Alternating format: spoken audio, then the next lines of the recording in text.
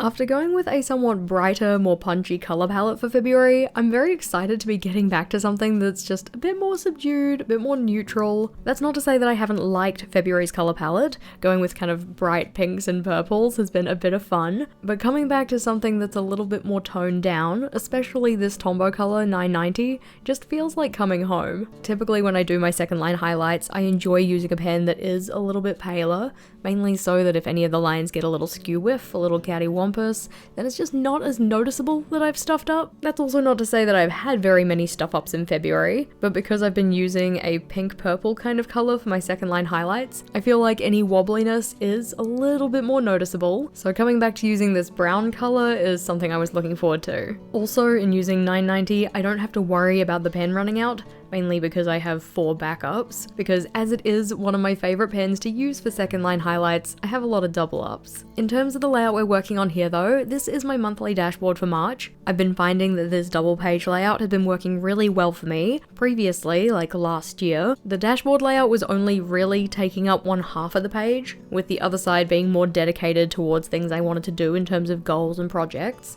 And while that is kind of still the case here, I've kind of mingled those things together and put in some other sections that I found quite useful. Before we have a look at what those sections are, let's chat about decoration. So as mentioned, for February, color palette's quite bright, quite punchy, pink, purple. So for this month, I wanted to go with a palette that was white, craft paper colored, and black. In terms of the actual theme though, this is Celestial inspired, and I don't think that this color palette is typically what comes to mind when people think Celestial, but I do also appreciate that it goes to show that just because something isn't typical doesn't mean you can't do it. In terms of the main decorative elements in this setup though, I'm using these stickers from Journal Say. I love the foiling, I think it's absolutely beautiful, though one of the slight issues with the foiling, at least when it comes to doing these setup videos, is that unless the light hits the foil in the right way, you can't really see it. Like in person, the shine on these little tarot card designs is beautifully gold, but if we think about that one in the bottom left corner in particular, it really just kind of looks like a black box. I didn't think about it too much as I was going through, but when we get to the flip through portion, I do make sure to get my phone camera out and just shine some light on that situation. I really wanted to do some layering when it came to the different elements in this setup, so along with the craft paper and little tarot card designs, we also have a simple grid notepad which is in an off-white color. In terms of headers for this setup, I am still very much on my printed headers kick. I just like that it lets me easily do lettering styles that would take me a lot longer to draw by hand and have them looking quite as nice. And I also decided to print all of these out with a black background, just to bring in another element of black to the setup. Rather than cutting these ones out either with scissors or on a cutting machine, I just decided to tear them out individually, which I do appreciate the added texture, but it did certainly add to the time taken.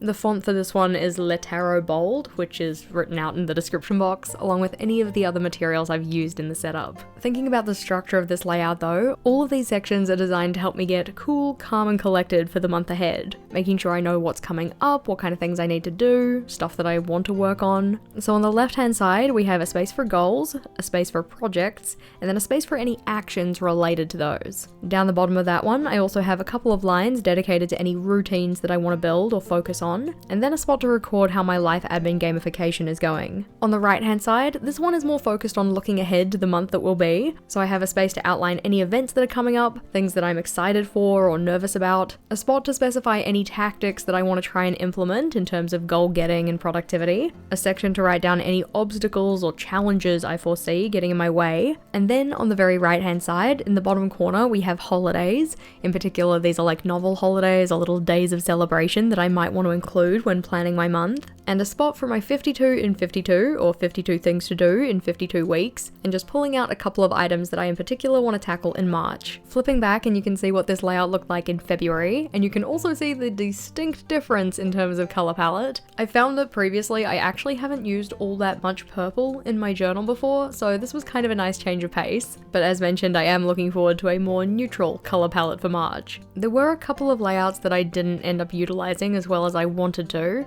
but it was fun to play around with colored headers. That's not something I've done when I've done printed headers in my journal before.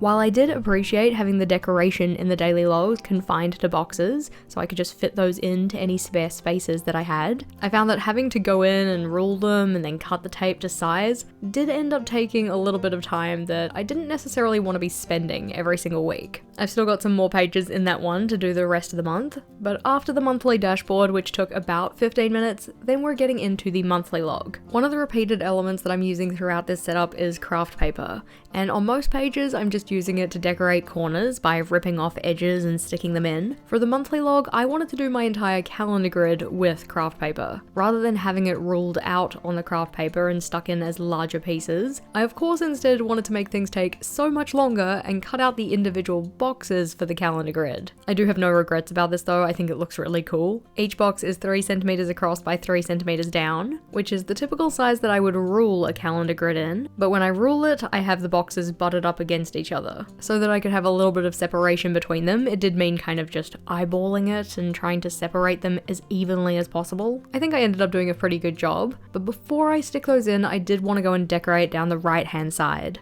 Mainly because I knew that there was a pretty high likelihood that one of the little grid boxes was going to sit over the top of the decoration. So I didn't want to end up sticking in all of the little boxes and then have to pull one up to put the decoration underneath it. That did still certainly happen when it came to other pieces of decoration, but I do try to be mindful of these things because I know how much it annoys me when I have to pull things up that I've already stuck down, which either runs the risk of ripping my notebook or it runs the risk of ripping down the thing I stuck in.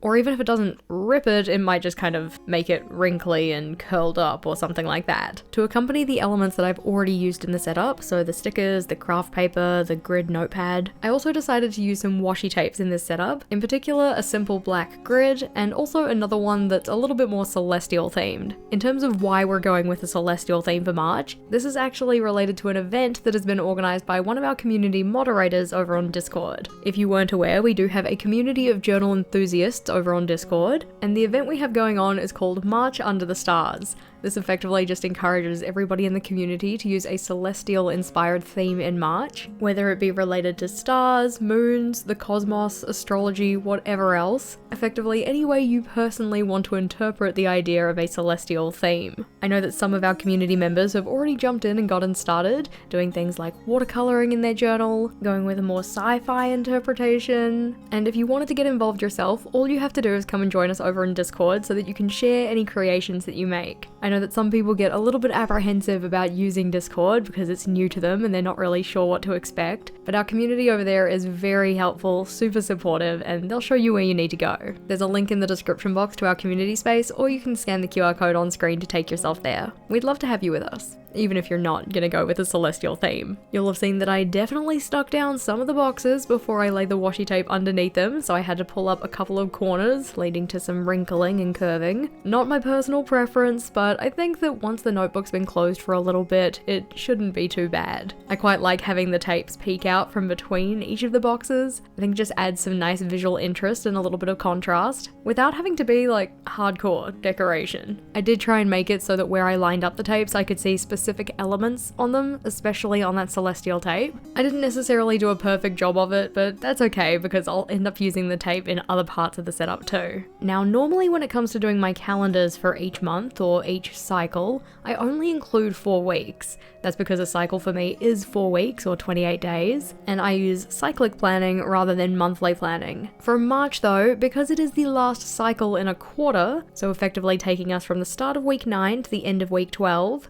after this I have what I call Reset Week. Reset Week is a time for me to do some intentional activities around resetting my physical space, mental space, home environment, that kind of thing. And it typically gets its own setup, but so that I also have a space to record any events that are happening in advance, I decided to put that week on this calendar as well. That means we have 5 rows, not just 4, which means it's looking a little bit more like a typical calendar. Most calendar setups don't have 4 rows unless they're February on a very specific year, but I do at least appreciate how having 5 rows fills the space on the spread nicely. After putting the numbers on the calendar boxes though, this layout was looking ready to use. In terms of timing, from first to final touches, this one took about 25 minutes, though as usual that time doesn't include idea generation or any kind of like material preparations.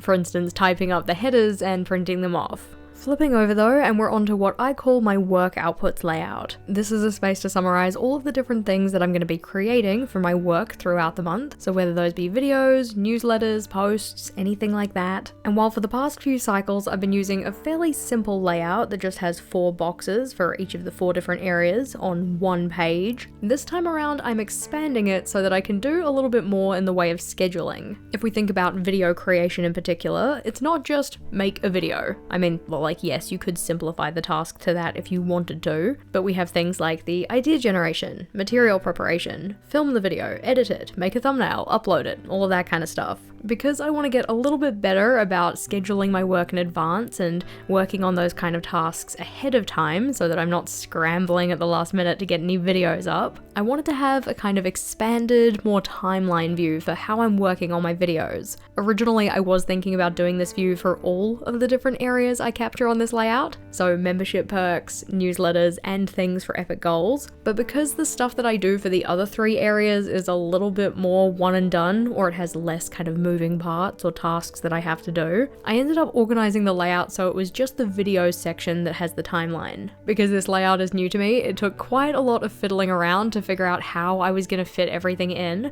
I didn't want to go over multiple spreads, I wanted to have everything captured on this one view, but I was playing around with doing things vertically or horizontally, and like how many days are we going to include on the timeline, and how many spaces do I need for each of the sections. Rather than trying to draw it out and then erase it and redraw it out, re-erase it, I did all of this planning digitally, which is how I pre-plan my journal setups every single month.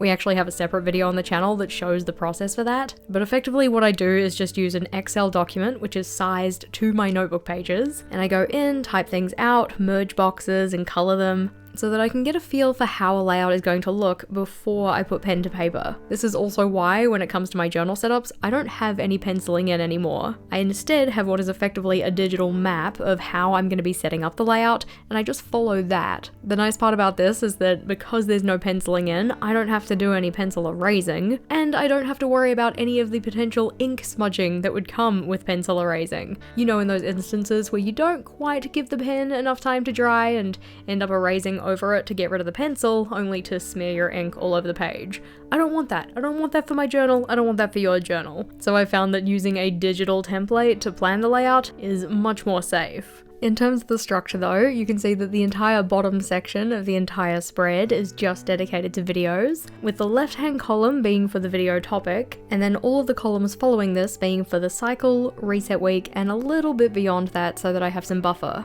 The spaces at the top though are really just checklists for the things that I need to do on each of the different weeks for those different categories. Those being membership perks for our channel membership, newsletters that are going out each week, and tasks associated with epic goals. In terms of timing, the layout took about 12 minutes to set up, and then we're flipping over to my projects layout. Normally in my setups for each month, I would also be including things like a self-care bingo board, maybe a routines tracker like I did in February. I found that remembering to fill in the routines tracker didn't really happen, so I thought I'd give myself a break for March and not put that expectation on myself. And in terms of my bingo boards, I've been finding that I've been using them not so much for self-care and more so for other things that I just need to get done. So I figured I'd save myself the layout and not set up a bingo board this time around. I might bring it back in future months if I feel like self-care in particular and bingo-ifying that is going to be necessary. But for my project space, because when I was setting this up there was still a little bit of time until we actually get a little bit closer to March, I wasn't necessarily too sure which projects I wanted to record on here. There are going to be some projects that I probably carry over from February, but because at the time of setting this layout up, I wasn't too sure the progress that I'd made on those,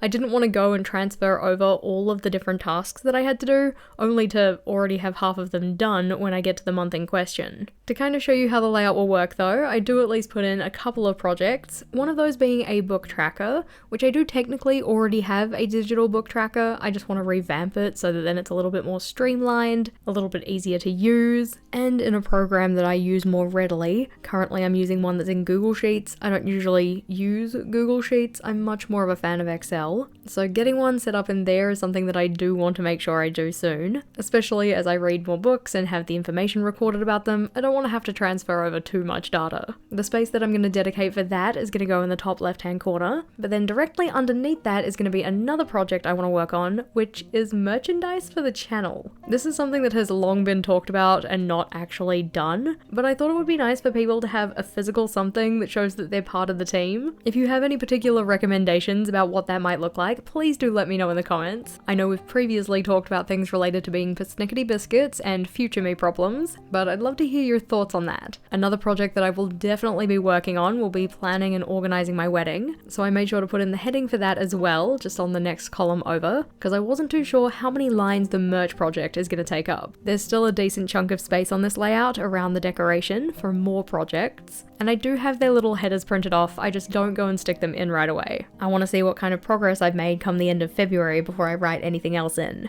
Given that the setup of this one was fairly simple, it only took about 10 minutes from first to final touches, and then it's time to set up for my first weekly dashboard. This is essentially just a collection of spaces that help me get organized for each individual week, so for instance a priorities list and a meal planning space. Sometimes I'll also include a little routines block, but not this time around because I'm kind of letting go with tracking routines for the moment. But I like treating it as this kind of modular system, so just including the modules or sections that I do want to have, and excluding the ones that I don't really need. One of the stylistic choices that I made in February was drawing a black outline around any of the boxes or any of the sections that I was putting in. And while I do love an outlined box, it certainly adds to the time taken. When it came to doing this setup, I did have the need for speed. I wanted it to be a fairly simple, fairly straightforward setup that didn't take me too long, which is kind of funny to look back on now considering I hand ripped all of the headers and that definitely took a while. But in particular, thinking about stuff like my daily boxes where I don't necessarily know how big the sections need to be until the end of the day, it did mean that throughout the month I had a lot of time spent outlining those boxes as well. That was something I wanted to avoid for March, so all of the boxes that I have on this layout are freestanding. Making these choices ahead of time is something that I try and consider before I put pen to paper, mainly because if I'm not going to do outline boxes for the dailies, I also want to make sure I don't have outline boxes anywhere else in the setup. By doing that consistently throughout all of the pages, it just makes the theme feel more cohesive when it's all set up. As can probably be expected by how much we have on this layout, it didn't take all that long to set up,